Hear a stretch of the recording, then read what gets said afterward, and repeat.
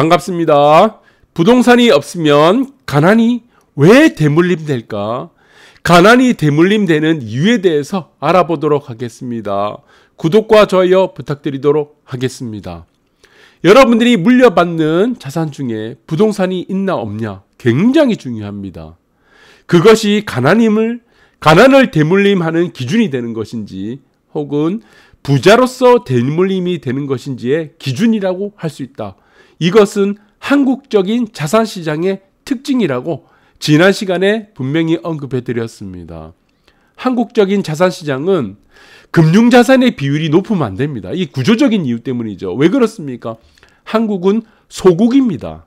미국처럼 대국이 아니에요. 그래서 한국이 가지는 이 소국인, 이 지리적인, 입지적인 이유들 때문에, 글로벌 시장의 이유들 때문에 대외 변수에 취약하고 그리고 대외 악재에 취약한 대한민국에서는 금융자산이 큰 비중을 차지하게 된다면은 부자로서 우리가 갈 수가 없다.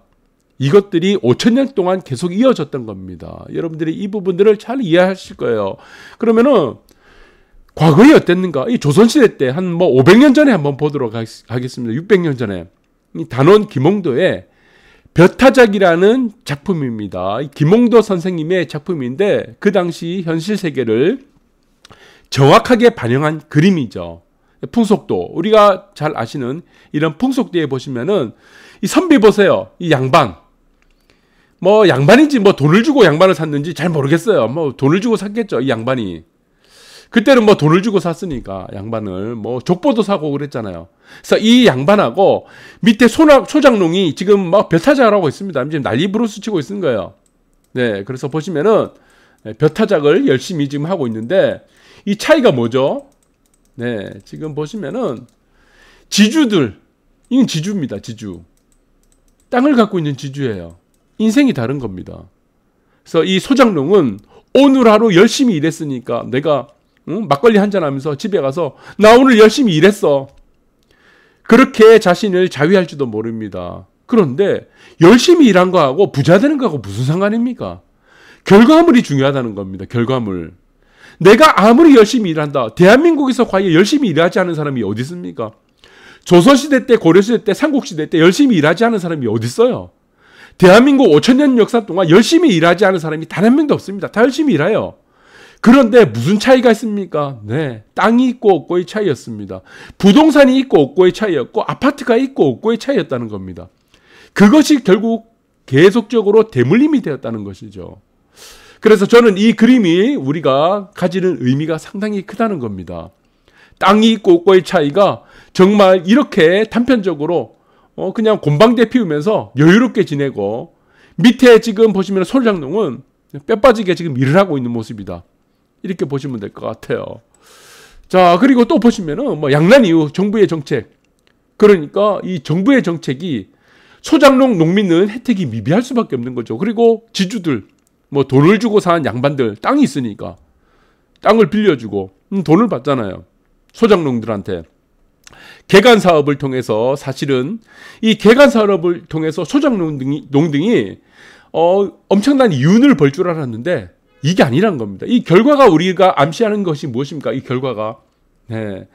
정책으로는 땅이 없는 사람들, 부동산이 없는 사람들, 아파트가 없는 사람들이 아파트가 생길 수 있는 정책이 없다는 겁니다.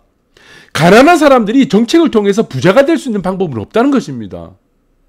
아무리 열심히 일한다고 어떻게 되겠습니까? 네, 정책을 깔아줘. 아무리 열심히 일해. 그 결과물은 어떻게 달라지는 것입니까? 결과물에 따라서 지금 이 정책에 따라서 따른 자신들의 결과물은 자기 스스로 만들어야 되는 거죠. 그래서 정말 이런 과거의 조선시대 때 우리가 보시면은 삼국시대 때도 보시면 마찬가지입니다. 결과물은 결코 내 자신이 열심히 일하는가에 따라서 정해지는 것이 아니고 부동산이 있고 없고의 차에서 항상 결론이 났다는 것이다. 이 부분들을 여러분들이 보시기 바라고, 그래서 정책이 가지는 의미는 부동산이 없는 사람이 부동산이 생기게 하는 정책들은 없었다는 것입니다. 지금도 마찬가지예요. 그래서 지금도 마찬가지죠. 수많은 26번의 정책들이 있었지만 가난한 사람들이 부자가 되는 정책은 한 번도 없었습니다. 이 세상 35,000년 동안 역사 동안, 우리가 인류 역사 동안 단 한 번도 없었습니다. 그런데 매번 이런 정책들이 나오면서 사람들은 착각을 하기 시작합니다. 아니죠. 절대 그런 일은 나타나지 않습니다. 그래서 MZ세대 자산격차를 보시면 마찬가지예요. 이 자산격차가 대한민국에서 왜 나타나겠습니까? 상위 20%가 하위 20%의 35배입니다. 35배. 어마어마한 격차입니다. 이 격차가 무엇에 따라 나눠졌습니까? 부동산입니다. 부동산. 부동산이죠. 특히 아파트. 아파트가 있고 없고의 차이에 따라서 상위 20%와 하위 20%의 격차가 35배가 됐다는 겁니다. 그러면 여러분들 앞으로는 어떻게 되겠습니까? 바뀌겠습니까? 아니죠. 그러면 여러분들이 이 사실을 한번 보게 될 겁니다. 미리당 평당 서울 아파트 가격이 4,600만 원 돌파했죠. 그래서 4년 새에 2배가 됐어요. 이 사실을 보고 여러분들이 어떻게 느끼겠습니까? 네, 그래서 대부분의 사람들이 이렇게 느낄 겁니다. 왜 우리 부모는 부동산을, 아파트는 물려주지 않았냐? 나한테 줄 게 하나도 없냐? 그래서 탄식을 할 겁니다. 부모를 원망할 거예요.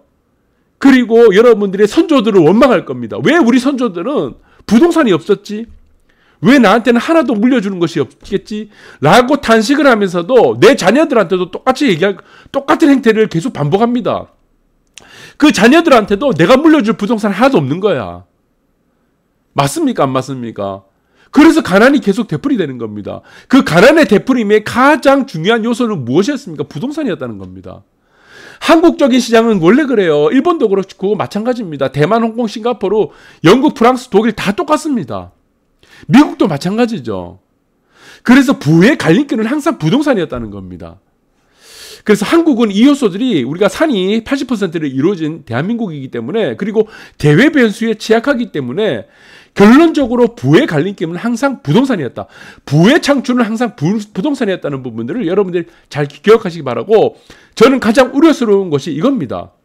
어떤 부모가 있습니다. 그래서 아이 둘을 낳았어요. 그래서 아이 둘 정도 낳으면은 청약을 할 수 있겠죠. 신축 아파트. 그럼 두 갈래가 나누어지게 되겠죠. 하나는 청약이고 하나는 무엇입니까? 임대 아파트입니다. 임대 아파트 들어가게 되면은 지금 정책이 나왔어요. 충남도 정책이 나왔습니다. 공짜로 임대료 안 받겠다는 겁니다. 임대료를 공짜로 하겠다는 거예요. 그럼 갈등을 설 겁니다. 내가 열심히 돈을 모아가지고 내 자신을 책찍찍하고 돈을 아껴서 아파트에 청약을 해서 신축 아파트에 사느냐, 아니면은 공짜로 임대 아파트 사느냐. 이 공짜로 만약에 임대 아파트에 들어간 사람들은 이 환경에 적응을 할 겁니다. 나는 공짜로 살고 있는데 왜 아파트가 필요해? 내가 왜 부동산이 필요해? 라면서 의문표를 계속 던질 거예요. 그렇게 되면 어떤 현상이 벌어지겠습니까? 절실함이 없는 겁니다. 절실함이. 내가 부동산을 가져야겠다는 절실함이 없어. 왜? 그렇게 할 필요가 없는 겁니다. 그러면 이렇게 돼서 지금 이 자신은 어떻게 되겠습니까? 임대 사는 사람들은 자산이 어떻게 되겠어요? 계속 0으로 갑니다. 0. 이 자녀들은 어떻게 되겠습니까? 자녀들은 마찬가지고 가난이 대물림 되는 겁니다. 가난이. 계속 가난이 대물림 되는 거죠. 그래서 어떻습니까? 소장용들이 조선시대 때, 우리 삼국시대 때, 고려시대 때 소장용으로 있었던 사람들은 계속 자녀들이 또 소장용으로 대물림 되는 겁니다. 이 사실을 여러분들이 잘 보시기 바랍니다. 그래서 저는 가난과 부자 이 사이에서는 가장 중요한 것이 절실함이라고 보고 있습니다. 절실함. 그렇죠. 이 사실을 우리가 뉴스를 통해서 볼 때 여러분들은 어떤 생각이 들겠습니까? 강력한 대선 후보인 이재명 지사가 부동산 불로소득을 없애겠다고 합니다. 그러면 대부분의 사람들은 90%의 사람들은 또 이렇게 생각할 거예요. 불로소득을 없애니까 부동산을 우리가 가질 필요가 없겠네. 그러면 어떻게 되겠습니까? 네, 또 가난이 대물림 되는 거예요. 나는 계속 부동산이라는 이 자산을 채우지 못하는 겁니다. 불로소득을 없애겠다고 부동산을 규제하면 어떻게 되겠습니까? 누가 지금 아무 이윤도 없이, 아무 소득도 없이, 나에게 아무 이익이 없는 상황에서 누가 개발을 하겠습니까? 당연히 어떻게 되겠어요? 네, 공급 부족이 또 일어나게 되는 겁니다. 그래서 여러분들, 어떤 개발이 되고 어떤 신축 사업이 되고 어떤 새 아파트를 누구든지 다 들어가고 싶어 합니다. 그런데 신축 아파트가 없다. 내가 이익이 없는데 누가 신축 아파트를 짓겠습니까? 공급은 어떻게 되겠어요? 그래서 이 사실들을 보고, 이 뉴스를 보고 여러분들은 또 다른 가난을 대물림하는 선택을 할 것인지, 아니면 한국적인 특색들, 한국적인 자산시장의 특색들은 무엇이었습니까? 항상 부의 창출은 부동산이었다. 라는 이 갈림길에 서서 또 다른 행동을 준비하게 될 겁니다. 저는 이 불로소득을 없애겠다 이 뉴스를 보게 되면은 또 다른 생각이 들 거예요. 공급은 완전히 말살이 되겠구나. 여기서부터 부동산을 갖고 있는 사람들, 아파트를 갖고 있는 사람과 가지지 못한 무주택자들, 그리고 임대주택에 사는 사람과의 자산 격차는 또 어마어마하게 벌어지겠구나. 이 생각이 문득 듭니다. 감사합니다.